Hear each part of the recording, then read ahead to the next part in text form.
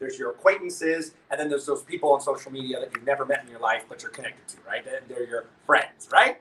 Or they're following you, right? So there's different degrees, but they're still part of your database. They're still part of your contacts, okay? So number one, if you have it, it would be email, okay? That's the most standard. We're gonna send out emails to everyone in our contact database. Number two, if you have it, and my personal favorite is text message. Why? Because there's 92% open rate on text messages when there's 7% open rate on emails. Big difference. But obviously we still do both, right? Because we're gonna do everything. We're gonna get them from all angles. There is no limit to how we do things. And I'll give you a little ninja strategy that I've done. When you send out an email, and let me be clear, when you send out an email through an email service provider, an ESP, why? Because sending it from your Gmail, your Yahoo, your whatever, and not sending it from like an AWeber, a Constant Contact, a Infusionsoft, something that's an email service provider, if you're not sending it from there, then this strategy is not going to be as effective, okay? Because when you send it from an ESP, at the end, it gives you a link. It gives you a URL directly to the email. Once you've sent it, you take that URL, you shorten it using a bit.ly or tiny link. Does everybody know what a bit.ly is? bit.ly.com, B-I-L-T-Y. If not, go right now. Jay, can you drop in the chat? B-I-L-T-Y.com. bit.ly, it basically shortens URLs for you. Why is that necessary? Because if you're going to send someone a text message, you're limited in characters. So you need to shorten that long URL that's going to take them to your email. So what I do is I take the URL from the email I just sent out from my email service provider, whatever that is for you, and I'll give you suggestions if you guys need it. I take that, I shorten it with a bit.ly, so now it's smaller, and then I send a text message saying, Jan, I just sent you an email of my upcoming webinar. Not sure if you got it, but just in case, here's a link to the email. More people click on the darn link in the text message to see the email than the actual email that lands in their email box itself. That's been a huge strategy for me. Obviously, you have to have their cell phone numbers, right? Because you can't text people you don't have their cell phone numbers. And it doesn't matter if you have their email or not. As long as you said, I sent you the email, a lot of people understand that we don't actually get all our emails. So let's say you never sent them the email because you didn't have their email, but you had their phone number, and you send them the text message. They're going to say, no, I never got your email. And then they can click on the link. Those that reply saying, I never got your email, you reply with, what's your best email so I can resend it? Because all you're doing now is cleaning up your database. Does this make sense? So we're dual leveraging the marketing, but we're also cleaning up our database while we're leveraging the marketing. So we're killing two birds with one stone, because you need to have a good email, a good phone number for them. Okay? Email and text. Next would be social media, DM, direct message. Okay? Direct messaging someone on Facebook, on LinkedIn, on Instagram is the next best thing to text messaging them. And guess what? You can send pretty much the exact same message you sent on the text message. Hey, Jan, I just sent you an email about my upcoming webinar. I'm not sure if you got it, but just in case, here's a link to the email. So the email is your marketing copy, is your video, is all your stuff for the event. And we repurpose that email on all the different mediums.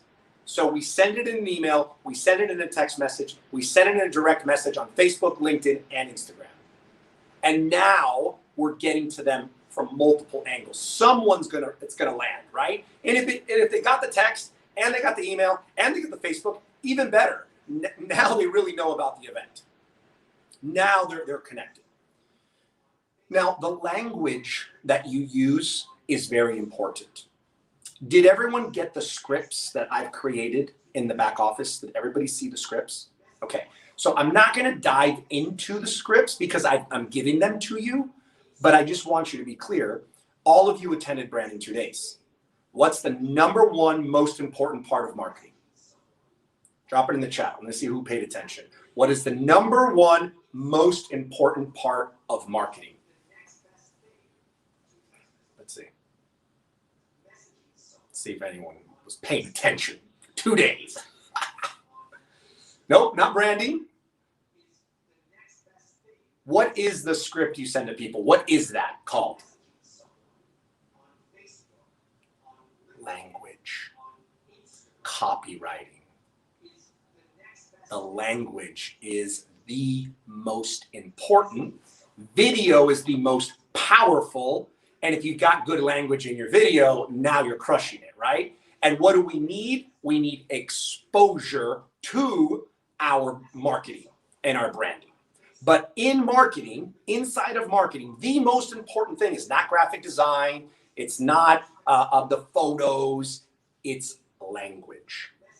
So the language that you use in your email copy, in your text message copy, in your social media messages is very important. Now, I just want to clarify the overall concept because a lot of you will be changing your text and your copy to yourself. You'll customize what I've given you. But you just always want to come from a place of providing value and serving. You never want to come from the perspective of making them feel you're trying to sell them something. So always when you read your copy to yourself, try to put yourself in the shoes of someone who'd be receiving this, that doesn't know about your business, doesn't know everything that you're so passionate and excited about, and ask yourself, do I feel that this person is trying to sell to me? You'll know right away. And if so, shift the language so that it becomes an opportunity, not a request. It needs to be giving, it can't be taking. Does this make sense to you? Because the way you write something, the person can feel like, oh wow, thanks Nick, that was great. Like thank you for giving me that opportunity. Or they can be like, there's Nick trying to sell me some shit. Right? Like that's the difference in the feeling based on the language that is used in the exact same procedure, right? That we're doing the same thing, we use different language, they're going to experience it differently. So it's so important that you focus on contribution, service, value, opportunity, giving. It can't be taking whatsoever. It can't be like it's going to benefit you if they show up, because we know it is, but it can't feel that way because then it's going to push them away and it's going to do the opposite of what you're trying to do. I learned this the hard way.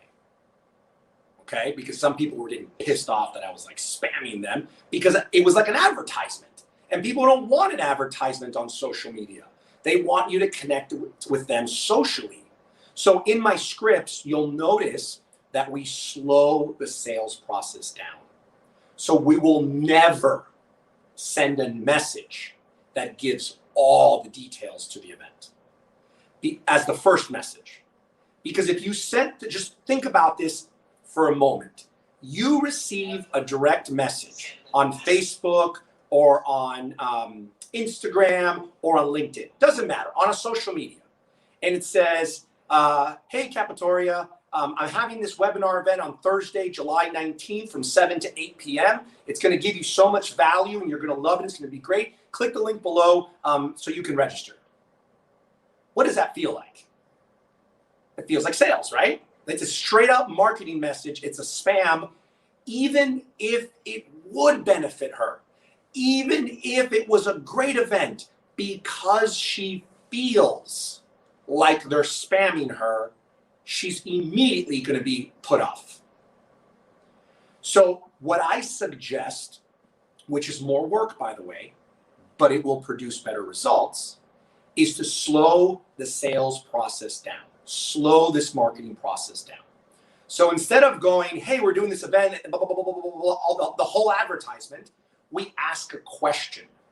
Hey, Capitoria, what are you up to on Thursday, January, blah, blah, blah, because I'm doing a special event that I think you can benefit from. If you'd like to learn more, let me know so I can send you the details.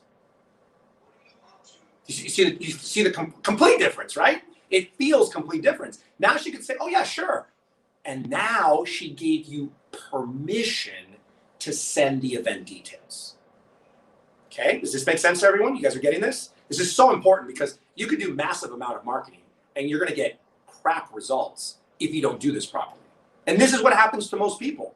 They work their butt off, massive amount of promotions, 22 people show up to the webinar. You know, it's like, it's ridiculous. So when we message the person first, what I typically like to do is have some type of engagement question that I posted on my pages, which gets people to make comments, which gives me a reason to direct message them. Did you guys get that? I make a post. It's called an engagement question. And for those of you that went through Brand in 2 days and then came to the Marketing Implementation Bootcamp, we gave you the personal brand map. In the personal brand map, there's a section that says 365 days of social media. That has 3 different programs. It has one program that gives you all the posts for an entire year, pre-made for you. There's a second one that has posts that the content that would go into it with the images. And the third one is all about engagement. That if you guys want to do this, go to the personal brand map, go to the section that says 365 days of social media and order that. My wife is the one who put that together, by the way, because she had been running my social media for 2 years. And I told her, take all the best stuff that I've done, let's package it together. Anytime a client asks, what do I do on social media? Just give them that and they're done. That gives you 40 plus engagement questions. Every time you're going to do a webinar, you start posting engagement questions every day. Every day is a new engagement question. Why? Because what the engagement question does is gets people to comment. The moment they comment, they've just interacted with you.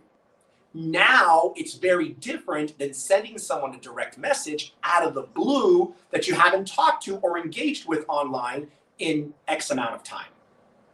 Hey, thanks so much for commenting on my post.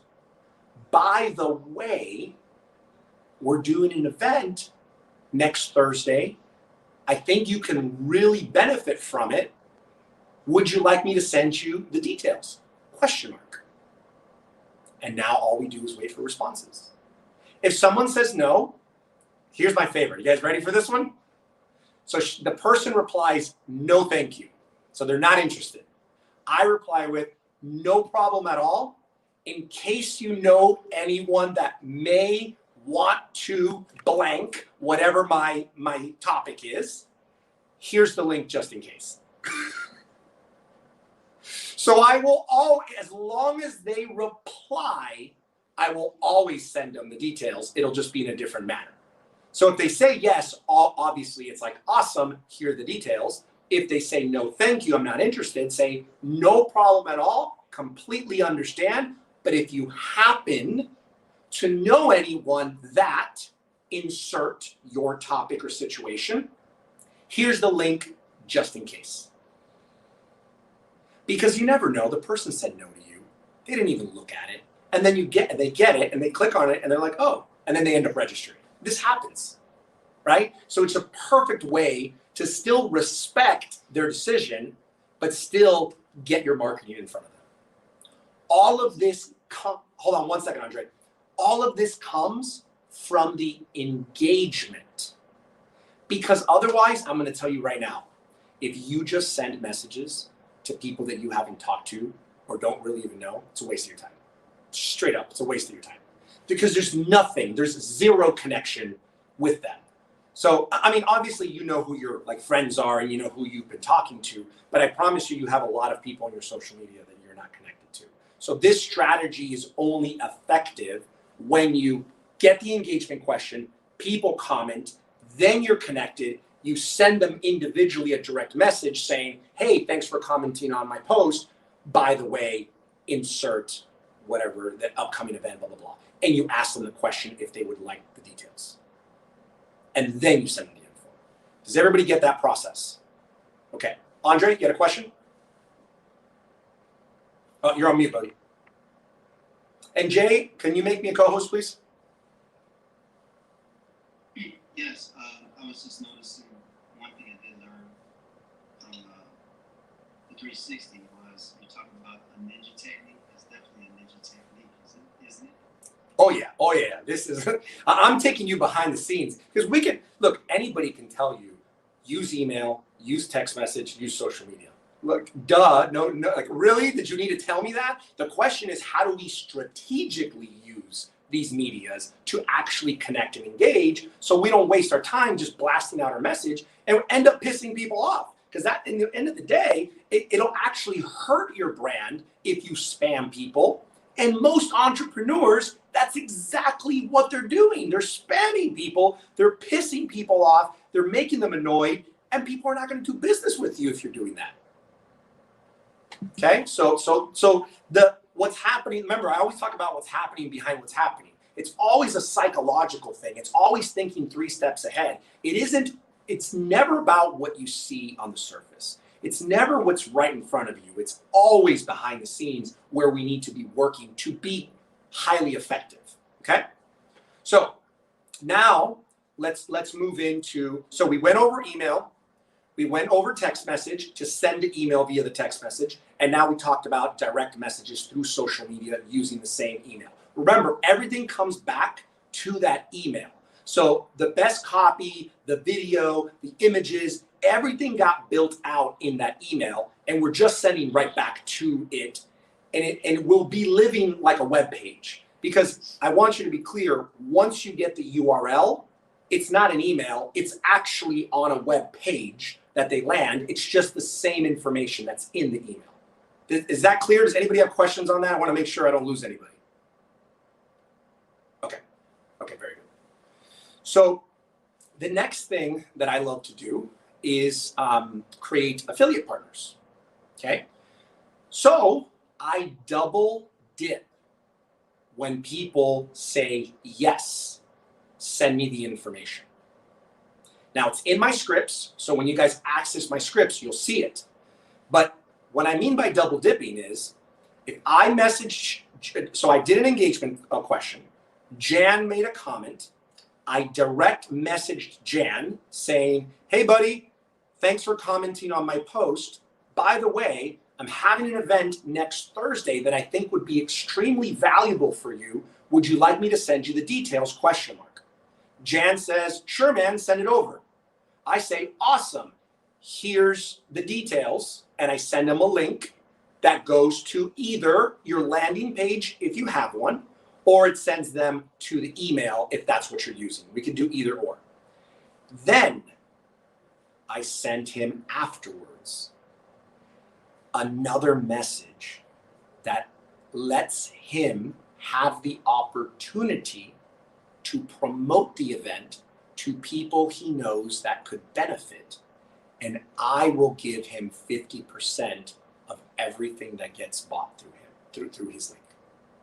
So I tell Jan now, oh Jan, and by the way, I have an affiliate program. If you would like to share this with others that you feel could benefit from this event, I will give you 50% of anything that they purchase, because the webinar is free, right? So it's not about the webinar, it's about what they purchase.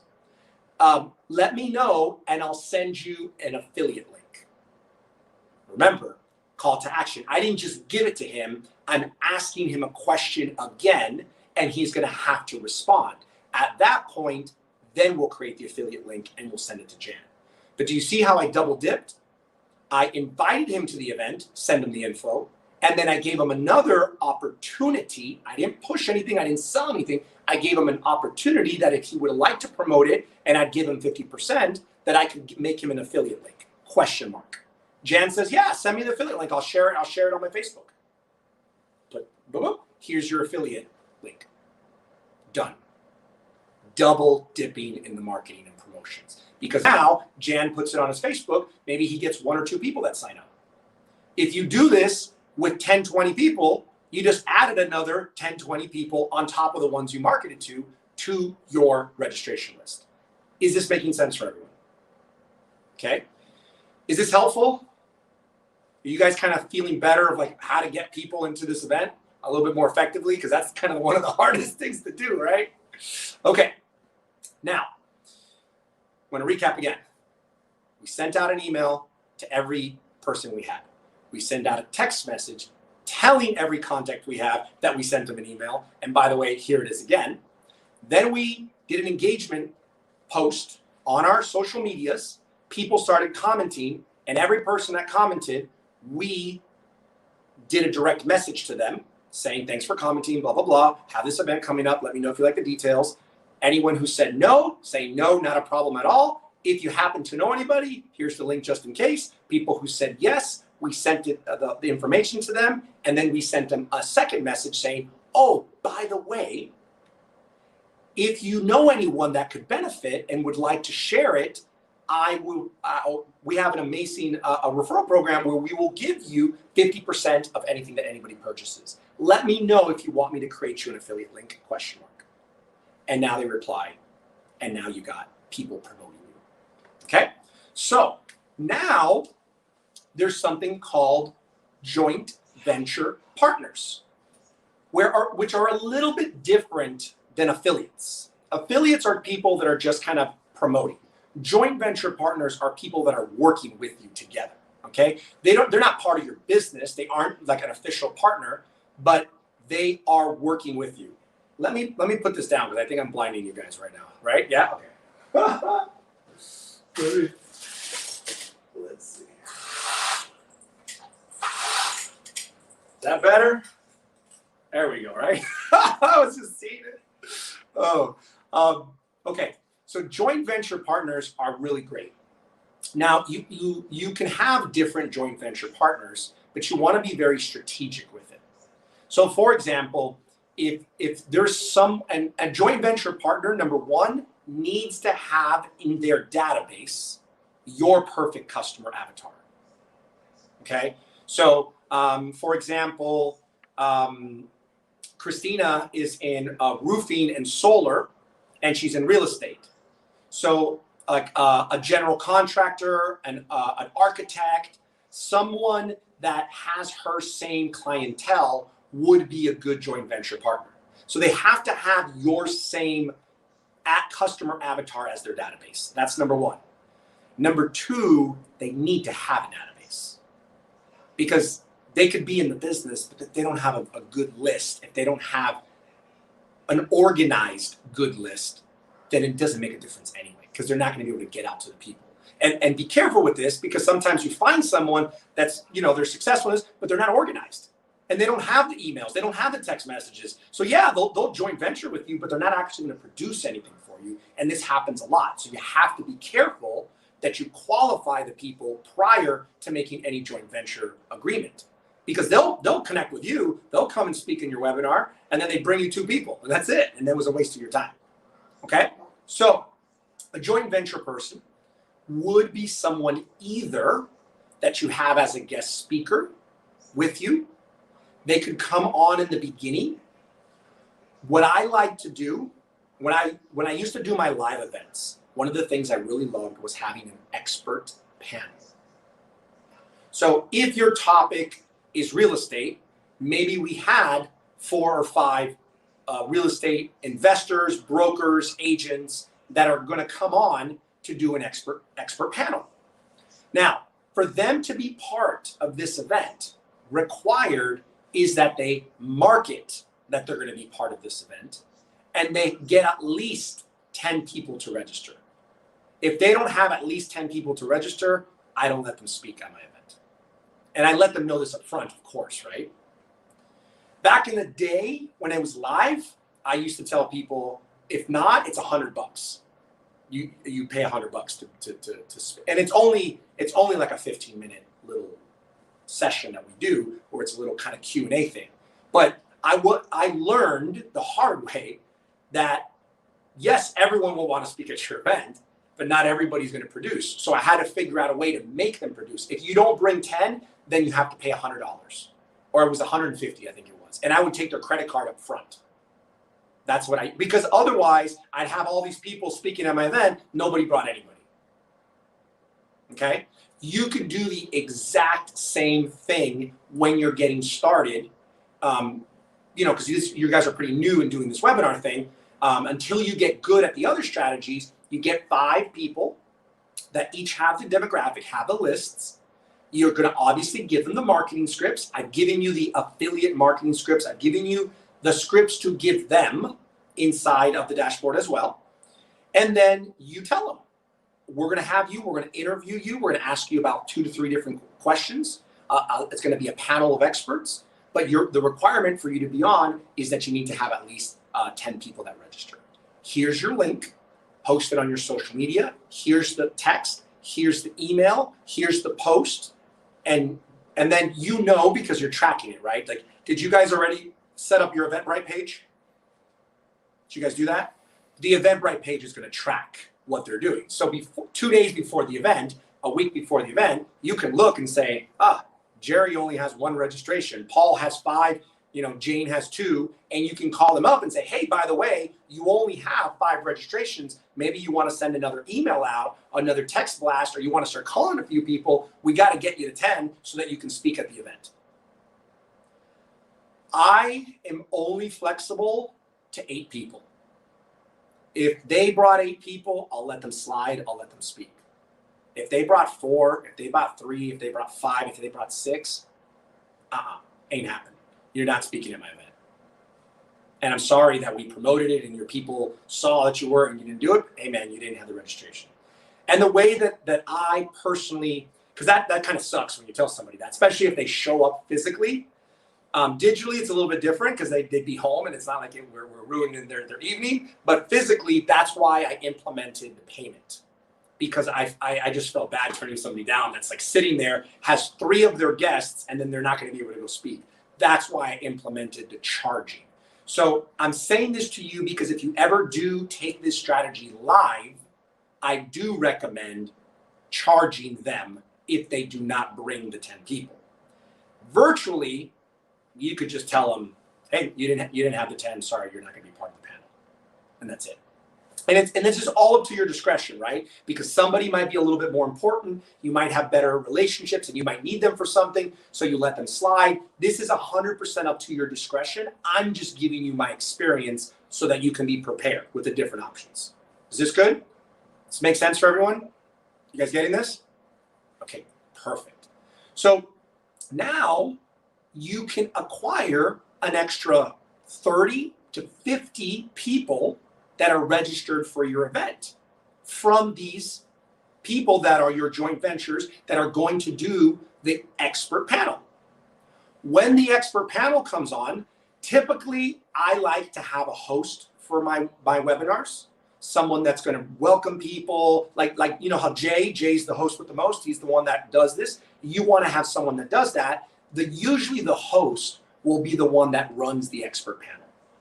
Usually it's about 3 to 5 questions max, depending how many people are on the panel. The panel is just for 2 reasons: to get more people to your event and to have a buffer to allow people to arrive late so they don't miss your presentation. Because the expert panel will only be approximately 15 minutes. So we do about 5 minutes to get everybody in the event. We go into our expert panel, it's about 15 minutes, and then you're going to come on. That means there's been about 20 minutes of the webinar, so anybody who was showing up late, now they're all in the webinar. Now you start your presentation, and you'll have more people than if you started after the 5 minutes. Does this make sense to everyone? Because you're always going to have 10 to 15 minute latecomers to the event. It's just always the way it is. So that's the perfect buffer time to prepare to get more people for you to do your presentation. Okay? Any questions on this strategy? Yes. Let's say you have an expert panel. It's always a good idea to play a video, 10-minute videos. Like an intro video? It's always 100% valuable and important, and I call it a requirement, to have an intro video for you after the expert, or if you do have an expert panel, it's afterwards. If you don't, then it's before they bring you up. You should always have an intro video. It makes a tremendous difference. Why? Because the way that they're going to listen to you is based on how they perceive you. If they perceive you from the beginning that you are a trustworthy, credible, high-level individual, they're going to listen to you more intently than if you're like, who's this guy? Who's this girl? It's just the way human beings operate. That's why the branding and marketing is so freaking important, because it changes the way that they focus on what's in front of them, right? I always make the car example. The Honda or Toyota drives by, nobody really looks. A Beamer or a Mercedes, you might take a glance. If a Ferrari or a Rolls Royce, what's everybody do? Everybody turns around and says, oh shit, look at that, starts pointing, right? Because we're attracted as human beings to things of high value perception. We're attracted. There's nothing you can do about it, right? A Ferrari drives by and people see it. There's nobody that just goes, ugh. Like, it doesn't happen because it's not natural, it's not organic. It's organic to look at things that we as human beings feel and have a perception that it's higher value. So when you position yourself as a person of higher value, guess what they're going to do? They're going to lean in. They're going to pay attention. They're going to focus. This is the difference between just being a speaker that shows up and having a speaker that has the branding, that has the video, that has the intro, that has everything before they come on stage. So they've already seeded who they are so that people will pay attention and be more likely willing and able to work with them. That's how it all connects together. That's why it's so many moving pieces to this process. Okay?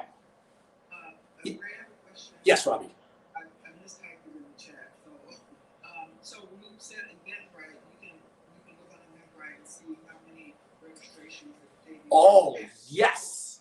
My question is, do you somehow add them to your event, or do you create separate events for each JV partner? So tomorrow, during the bootcamp course, I'm going to show you specific, because this has to do with obviously selling the bootcamp course. So tomorrow, I'm going to go in there and I'm going to go over this in detail. So I will log in and I will show you how to do it. Now, I want to say one thing. The reason I'm teaching you guys how to use Eventbrite is only because I consider everyone on this call a novice. Okay? Now, you might not be a novice, so you might have ClickFunnels. You might have Infusionsoft. I don't know if anybody has a higher end system. You can use those, and if you have it, I recommend you use it, but I don't recommend anyone who's a novice or starting for the first time to do that, because it's going to cost you more money and you don't have the know-how. You don't have the knowledge. You'll have to hire someone. Like, I personally have had to hire someone to do it all for me, and it cost me thousands of dollars just to have them to set it up. Eventbrite, you can do it yourself, and you can access it, and you can see the registrations, and you can go make the change, because it's like updating Facebook. It's like updating the 360 site. That's the only reason that I'm recommending Eventbrite, and because it doesn't cost anything unless they pay, they'll take a percentage. So there's no upfront cost to you. And they only take a percentage, which I'll teach you how to roll on the fee to them so you don't lose that either. And it's super easy and user friendly. So you don't have to go to your developer. You don't have to go in and check in, because that's very frustrating for an entrepreneur when you want to see how many registrations you have and you got to call someone or text someone and they don't get back to you and you're like freaking out, right? I had that experience in the past. But if you have ClickFunnels or if you, let me ask this, does anybody have ClickFunnels, Infusionsoft, some higher? Okay, so Nick would be one, Christina would be second. Well, I use Kajabi in MailChimp right now. Perfect. So you technically could create this on Kajabi, and the email marketing can go through MailChimp. What I like about Eventbrite is the email marketing thread inside Eventbrite already. So it just makes your, look, I have it all, and I still did Eventbrite my very first one, because I could do it myself. That's so please don't, I'm not saying you must use Eventbrite. I'm just giving you something that I know is going to be much easier for you. And then you start growing, because there's nothing more frustrating than you're trying to need something and you're stuck and you can't find it, and like it's chaos. Eventbrite, you're not going to have that problem. And again, the customer support, video trainings, it's all right there. It's super easy. Okay. And tomorrow, by the way, I will go over this inside of the Eventbrite. I'll show you where to go and where to click and all those kind of things. And it'll be part of the replay as well. Okay. Awesome. Any other questions? Jan. This question with regard to Eventbrite, on that, not delving in or anything, but I noticed obviously some of the stuff you're talking about only is in the pro version or the ultimate, I think, whatever it is, not the base level. But have you noticed, or anybody that you've been associated with, have any rollback from people paying, like on a $1,997 course, they're paying, I think, like $125 to, in addition to the $1997, to be able to get the ticket. Yes, the service fees and everything else, but I know I did something once through, it wasn't Ticketmaster, it was something else, not Eventbrite, and it was, I don't know, a $75 ticket. I ended up paying like $140 or something, you know. And, have you ever experienced anybody telling you about that? So I have never sold anything on Eventbrite particularly that's over like $200 or like $100 usually. It's up to your discretion, depending who your audience is, if you feel that passing on the fees is a problem. Because if not, then you eat the fees, which hits your pocket, obviously, but it's cost of doing business, as we all understand. That's the payment processor, they're giving you all this stuff, you're basically not paying for it, but they're gonna charge you once you receive money. And Eventbrite, in the last year, I think because of COVID, has changed, and now they have this platinum or premium, and I think they charge like, I don't know, $100 or something. I'm not sure, because I've had them for so long that I was with them when it was always free. There was no charging. So I think that professional, I don't know, you maybe tell me, Jan, was there a cost to that platinum or pro version? The very basic was like 2% plus, I want to say 79 cents on the totals. The pro was like 3.5% plus $1.50. I don't know what the top level was. I would need something like that. And then, of course, now one thing I did was, we've used PayPal, we've used Stripe, I have authorized.net. If you use any of those, then they're all basically the same, 2.9% plus 30 cents. Yeah. But Eventbrite gives you the whole. So that's interesting. Thank you for sharing that with me, Jan, because I now I understand their model, and I actually might use that. So they charge you more percentage the higher level you have, because they're giving you more features, they're giving you more service, which it does make a difference. I do have the highest one, because it gives you affiliate tracking, it gives you the codes, it gives you the reporting, it gives you discounts, it gives you grouping, it gives you all these functional items. And in the end of the day, you're not paying for the software, you pay for it when someone purchases. So it's a cost of doing business. And you could look into Infusionsoft, ClickFunnels, but these are way more expensive. Just the monthly software is like 10 times more expensive without making one sale. And to be honest with you, like I said, using Stripe or PayPal, I think they say PayPal or authorized.net. If you use those, you're paying 2.9% plus 30 cents. However, Eventbrite, their own internal one, is only 2.5%.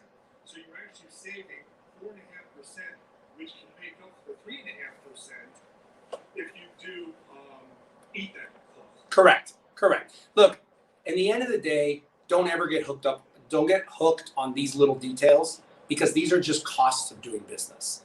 And when it's the old saying, stepping over dollars to save nickels. It'll cost you more to worry about this and look for something else than to focus on marketing and selling and getting more people to your webinar and just making the money on the back end. So this happens to us as entrepreneurs because clearly we're seeing, oh man, this is costing me $17 per ticket. I just lost $1,000 from it. That's a lot of money, but you know what? The convenience and just to be able to operate and move on actually costs you less when you really sit down and consider time involved. Okay? So, all right, good question. Thank you. Any other questions? Christina, do you have a question? No? Justin, do you have a question? Just want to say hi to me.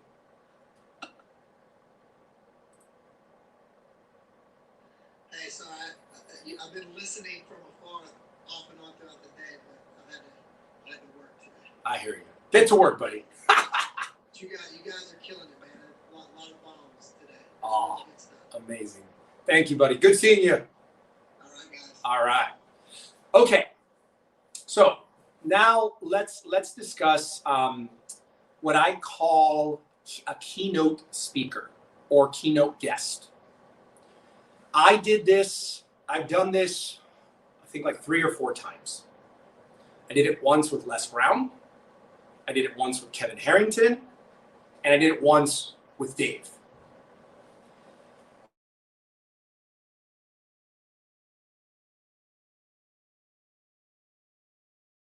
Okay?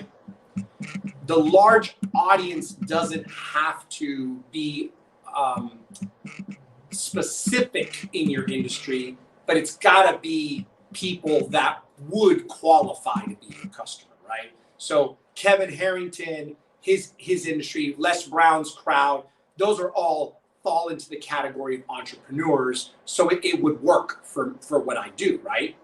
So having this keynote or special guest speaker is using them to bring more people through your marketing efforts.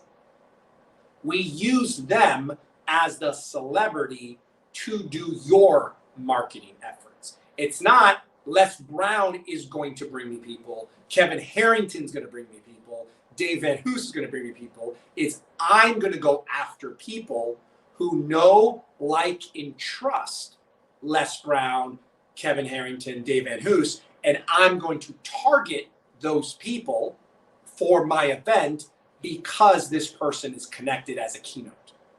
Okay? This would be the time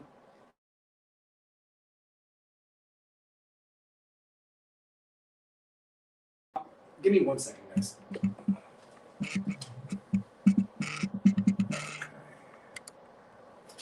All right. Okay, sorry about that. So when you have a celebrity, we'll just call them a celebrity, right? But somebody that is well known and that has enough of a database that we can target, then we can get into paid advertising. I never recommend doing any paid advertising until you have mastered the presentation, the pitch, the process, because it's much easier to start with your warm market audience and do a test run and see how you convert and see what you did. Then going straight for Facebook ads with cold market, your results aren't going to be the same. Okay? And it's always better to test. And this is why I said, my request is that all of you within the next 21 to 90 days has your event booked to go. No matter what, no matter how many people show up, no matter what, because I just need you to get it under your belt. Once you get it under your belt, once you know that you did it, you know you can do it again. And then we can tweak, we can adjust, and we can position ourselves to do it even better. No one's going to knock it out of the park their very first time. It's very rare that happens, right? Some people make a little bit of profit, some people it's good, but it's a learning type of experience. So I don't recommend having a celebrity or someone on your first webinar. This is something that's a little bit more down. You're a little bit more vetted. I didn't do my first celebrity till I did 3 webinars.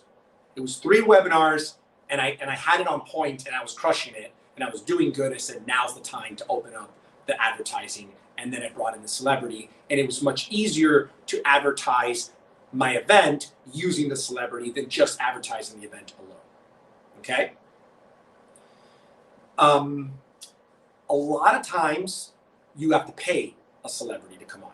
It's just the way it works. So there's ways to negotiate, especially nowadays with the virtual, because there's no airfare, there's no Uber, there's no hotel, there's none of their time in between and after the event. They're in their living room or their office, they show up, they do it, and they're off. So now more than ever is the best opportunity for you to get a celebrity to attach to whatever your webinar is. Now, I'm going to come back to branding. You want to bring a celebrity to your event. Either you're going to pay top dollar, or you need to be someone that's positioned in a way that it makes sense for this celebrity to participate in what you're doing. This is why branding makes a difference. So my relationship with Les Brown is very good because of who I am. The same thing with Kevin, because I'm good for their brand. I'm someone that they want to associate with because I have 220,000 followers on Instagram. You know, I've been in Forbes, I've been an entrepreneur. They know that I am someone that is good to associate with. So it's a lot easier for them to come and speak on my event because I make them look good. And even when someone is a celebrity, they always need more exposure. They always need the next thing. Like, it's just the way it is. People don't just rain down money because they're a celebrity. They have to go work for it. There's more opportunities for them, but they still have to work for it. So understand that this is part of their business. This is part of what they do. It's just they won't align themselves with individuals that don't make them look good, or some of them will. They're just going to charge you top dollar. So the trick, being able to negotiate, is you must be positioned as someone that will actually make that celebrity look good, and that you have a good positioning so it makes sense, and then you can negotiate. You can negotiate their fee. You can negotiate a percentage of sales. So it just depends. There's different, you could do a small fee and a percentage. It just depends on who it is and what you want to negotiate, but it doesn't have to just be a fee. I've personally always done it off percentage, but I knew that I was gonna sell. I knew what my speaking presentation skills were, which is very important for you to know, which is why I want you to do your webinar as soon as possible so that you can do your second one and you know what your conversion skills are. Okay? And mind you, having a presentation that converts is the most important part, because we do all the marketing, we get the expert panel, we get the celebrity, we got everybody on the webinar. If you don't have a presentation that converts, you're just going to get a Wayne Newton. Lots of people very happy clapping, you're not going to get any sales. And there's nothing worse than doing all this work, making this awesome event. Everybody loved it. And at the end of the event, you're like, wait a second, I didn't make any money. How did that work? Everybody loved it. It was awesome. But I went home with no money. And that cannot happen for you. Okay? Because that's not a win. And I've seen this a lot. I've seen very successful events that made no money. But the world saw it as a successful event. And Mike knows what I'm talking about. He's seen a few in his day. So I gotta stress to you, presentation is the key. Obviously, you guys have your irresistible offer, which is the huge chunk of the presentation. But what Dave teaches with the trial closes, if all this did for you was, with all those language patterns, all those key points are going to further the actual conversion of the sales from the people in that webinar. Because I don't want you guys to think you do everything that I'm telling you, everyone shows up and is going to crush it, and then you're like, wait a second, what happened? I'm telling you, the key is a converting presentation. That's the key. Okay? So for those of you that have had an opportunity to potentially work with Dave to either write your presentation or give you the script, I'm going to highly encourage you, if this is something you are going to do, it is the best investment you can make, because what you will get out of it will change your, not only the webinar, it will change your life forever in everything you do, because you will use this in more capacities than just the webinar. Okay? So let's just go over really quick all the different marketing strategies that you've heard me share with you so that you can get hearts in the seats for your event. So I just want you guys to unmute. Oh, I'm going to go actually around. So Christine, give me what are some of the best strategies that you got that you're going to implement for the marketing of your webinar? I think it's the process of sending the language in my messages, because I have 20,000 people on my Facebook pages. I have 5 of them, so it would give me the ability to communicate with them on a different level. I do Facebook Live, so I'm a little more comfortable speaking in front of people, but I'm trying to transition from the healer spiritual, and my topic is empowering women in leadership, which I need to thank you for. You're recommending something else to Christina, but I have been a chief of security. I have been an assistant security manager for Sawgrass in this mall. I don't know if you know where that is. Yes, I do. But it's a huge mall. Oh, yeah. It's the largest attraction in Florida. Yep. So I have a lot of leadership skills, but there's a lot of women out there who need Awesome. Awesome. That's beautiful. Thank you for sharing. So, but it's the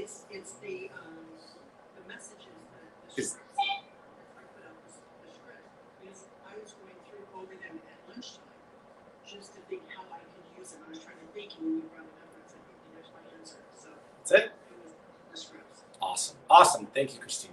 Andre.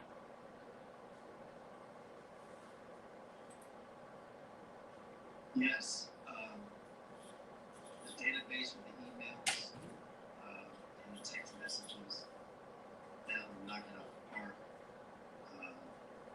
The Jedi mind trick with, saying, hey, I sent your email, and you said, well, whatever, and then I still send it just in case. It's very, I'm starting to learn that I have to be more, let's say, non-resistant to people. And keep innovating curiosity. Also, DM people on Facebook, Instagram, LinkedIn. That goes along with host engagements. So to me, it seems like if they engage with a host, that's a license to say, hey, this is what's going on. And the scripts are still, I haven't seen exactly where the scripts are. I've looked at some of them, but I guess I just have to format them. Well, let me share my screen so that we're all clear. So I'm going to go into the live event dashboard, and this event is live right now, Instant Cashflow. And this is actually a new feature that we added, by the way. The red flashing is the event will be live today.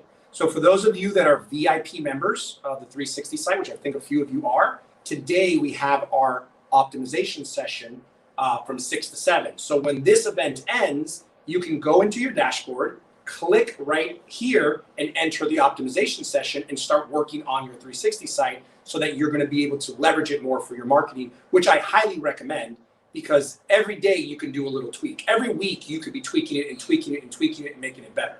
So when you click in the Instant Cashflow, you have the webinar. This is actually takes us into the Zoom. The presentation Power Day offer to work with Dave. Down here, these are all your scripts, webinar, the Instant Cashflow questionnaire, the Eventbrite presentation. Everything is broken down in here.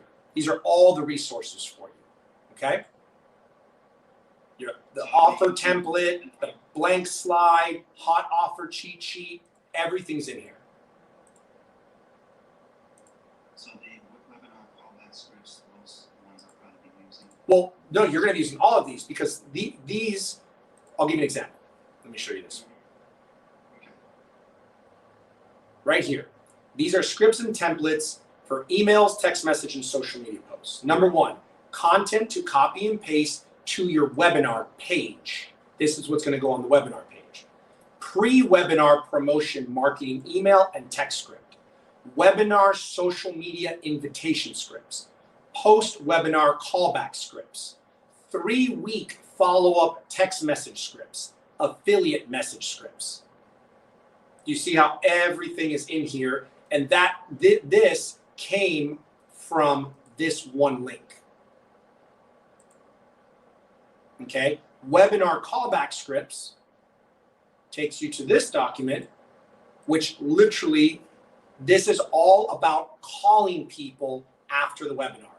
So what you're typically, you would do it in the beginning if you don't have any assistant or anyone that works with you, but I prefer that you have someone that you work with that does it for you. And it literally says, hi, this is Ray Perez. I'm sorry. Hi, is this Jan? Hi, this is Ray Perez. I'm calling on behalf of Ray Perez, Global Branding Expert. You registered for the webinar on Thursday. Great. Do you have a quick moment to chat? I'm calling because Ray wanted to confirm that you were able to attend the webinar. And then there is yes, they were. No, they weren't. Yes, no, offer. Everything's broken down here. Does that make sense? So it's all in here for you guys. I mean, there's a lot because there's a lot of moving pieces to this process. So everything that we've needed to do, we've given it to you in here. But it's a lot of work. That's why we always recommend that if you work with a team that's already done it for you, it's going to save you so much time.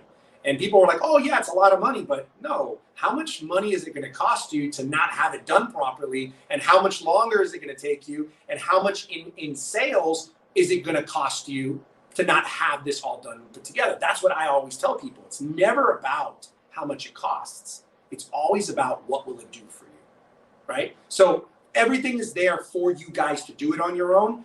But if you're going to want us to support you with that, that's where Dave will do the Power Day presentation.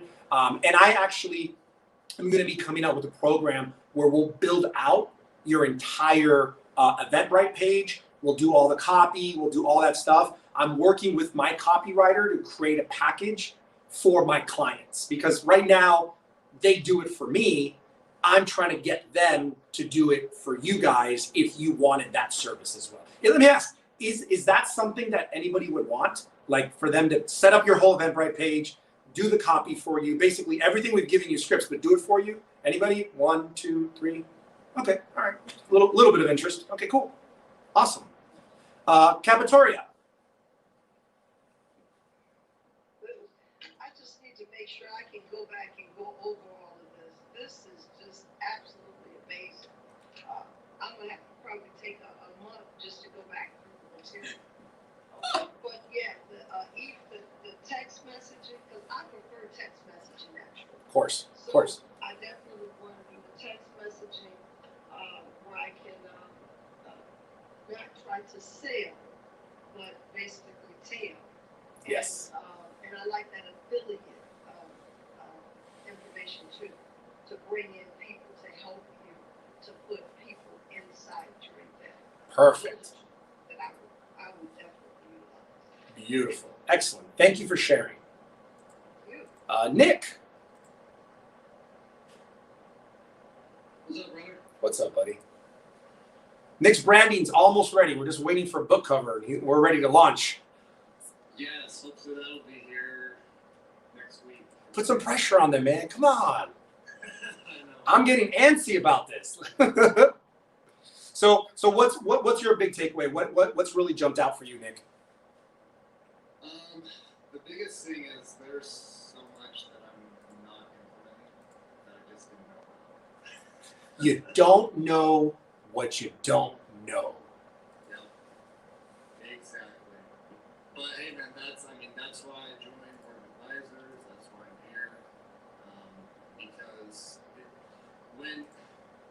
when Dave says like small hinges from big doors, that is, I cannot agree more with that because I've seen that over and over again, just in the last 12 months.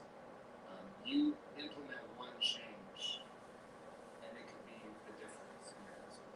Yep. Wow. Awesome. Very well put, Nick. Very well put. And you and I know I talked to Dave about you specifically because your model, man, has so much potential. It's just we got to get these pieces of the puzzle put together in the right order so that you can massively leverage the space you're in because you're in the best position. Like you're in a great industry. So I'm very excited for you, Nick. I'm too, man. I'm very excited, and like Dave said, I'm just, I know I've left a lot of money on the table, but that's okay. That's why we're here. That's why we're here, my friend. I feel you. Anybody ever feel like that? Like I've left all this money on the table, but you know what?